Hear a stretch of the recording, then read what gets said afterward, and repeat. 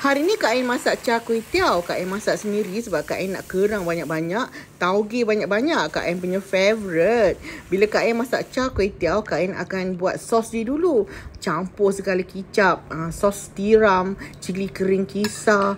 Lepas tu serbuk lada sulah dan juga gula. Masuk siap-siap. Senang nanti nak masak. Panaskan minyak, tumis bawang putih. Kak Ain masuk kerang dulu, nak hilangkan air dia sikit-sikit. Lepas tu masukkan sos tadi. Kita tuang aja sos tadi.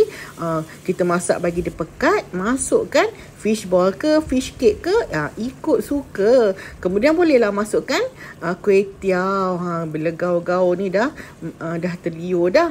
Masukkan kucai. Kak Ain suka rangup-rangup. Lepas tu masukkan telur. Nak bagi dia sedang-sedang basah. Masukkan tauge banyak-banyak. Biar masuk tauge hujung-hujung. Barulah best char kway teow.